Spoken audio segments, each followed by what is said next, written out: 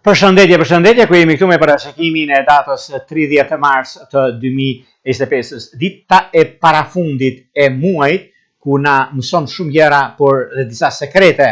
Sekretet janë që duhet më tepër të dëgjojmë se sa të flasim. Më tepër duhet të shikojmë që të dim ku jemi. Dhe disa gjëra të tjera që të kuptojmë arsyen pse neve duam të ecim përpara dhe jo mbrapa.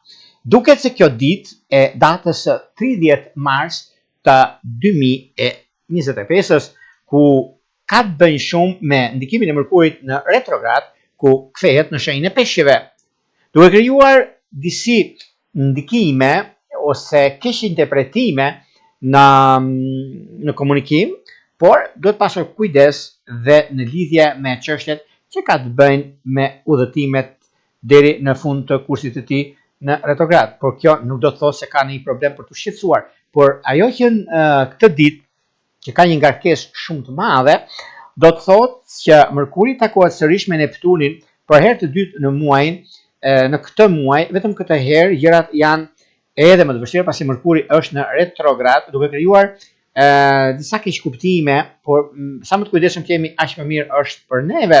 Por gjithashtu ndryshimet dhe vendimet që mund të merren ka të bëjnë shumë në lidhje me ndikimin dhe në të njëjtën ditë ku kemi një nga ndryshimet më të rëndësishme planetare të këtij viti, pasi Neptuni kalon në shenjën e Dashit pas plot 13 vitesh në shenjën e Peshqeve, nga 2012 deri në 2025, dhe do qëndroj tek Dashi gati kaq vite sa po ishin tek Peshqet, pra 13 vite. Kjo pozicioni i Neptunit në këtë shenjë, pasi është planeti ngadalt, na jep të dhëna për ndikime, për ndryshime dhe ideale. Po gjithsesi, gjatë 13 viteve të fundit ne kemi parë një zhvendosje si individualisht ashtu dhe kolektivisht në çdo aspekt, si në media, si në politik, si në ndryshime të mëdha që kanë pasur. Prandaj tani është një kriter shumë i rëndësishëm për suksesin social profesional. Tani Neptuni nga Dashi na bën thirrje që të fokusohemi më shumë në çështjet që kanë të bëjnë me lidhje me punën tonë, lidhje me karrierën tonë, lidhje me çështje të mëdha ekonomike financiare që duhet të rregullohen, sepse kemi pasur shumë çështje problematike. Na ndihmon shumë në lidhje me ndikimin e punës sonë edhe të nisim diçka të re, sepse është diçka shumë e madhe që do të ndodhi.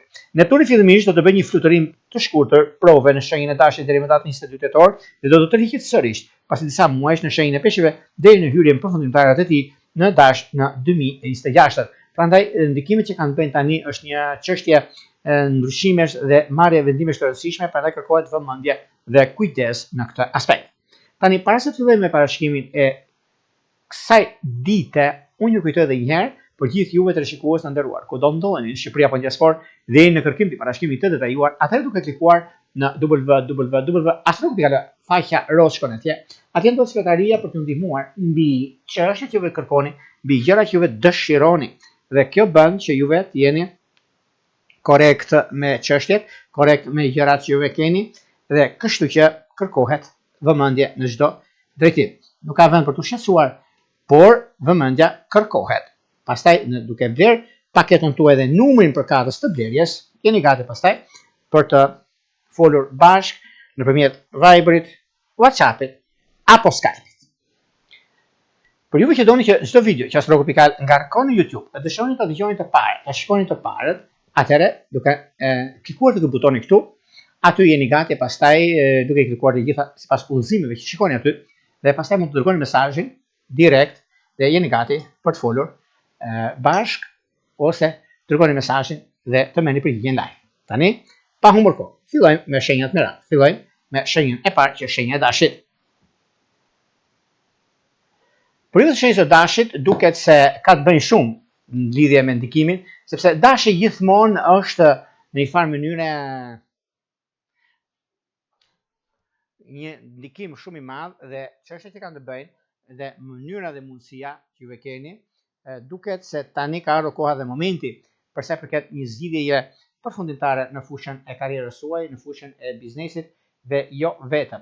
Por Mërkuri në retrograd që kthehet në shenjën e Peshqeve ju bën pak a shumë ju vën në dilemë për arsye të punës, sepse kemi në retrograd mbyllim çështjes së shkuarës. Prandaj kjo ka të bëjë në çështje shpirtërore, lidhje që kanë të bëjnë me shigjetar dhe me gafore duke të mbara. Vijojmë tek shenja e radhës, që është shenja e demit.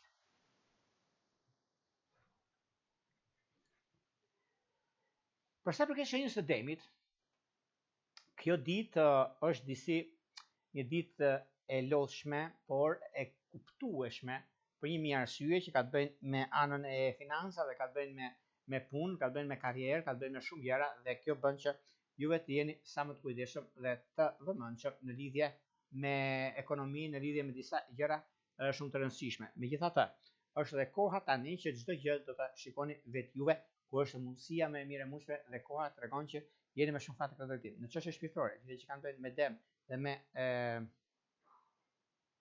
me dem të ditëve të parë, është diçka pozitive, por një kujdes do bëni me peshore. Vijojmë tek shenja e radhës që janë binjakët.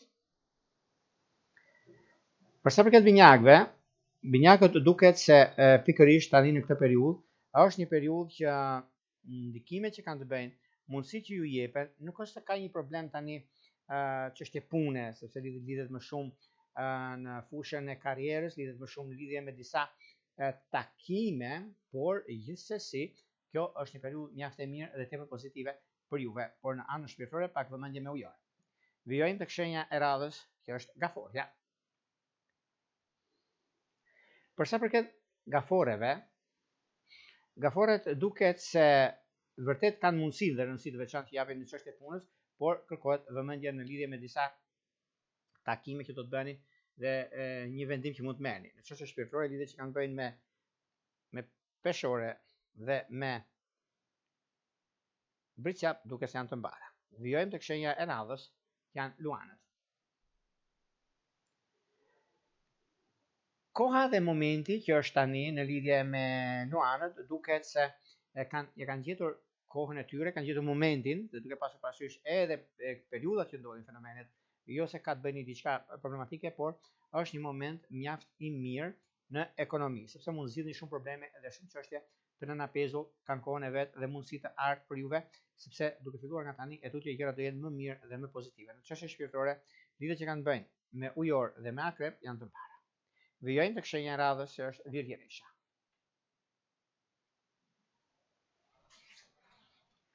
Për sa përket virgjereshave, virgjeresha duket se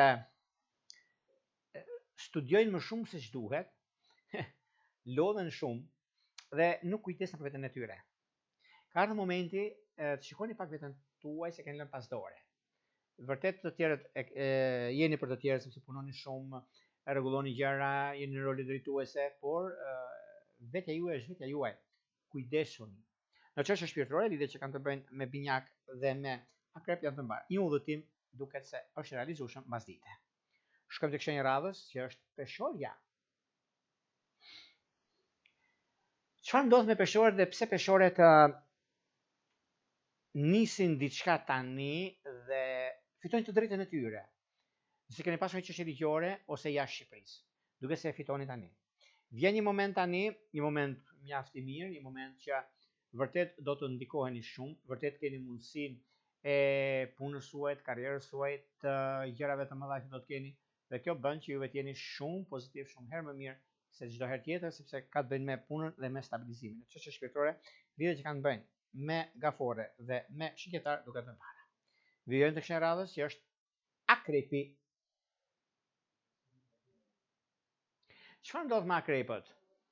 Dhe kur akrepët kanë një mundësi të artë tani në fushën e punës së tyre, edhe pse një kontratë është në fjalë për të realizuar, por akoma keni mbetur në bisedime.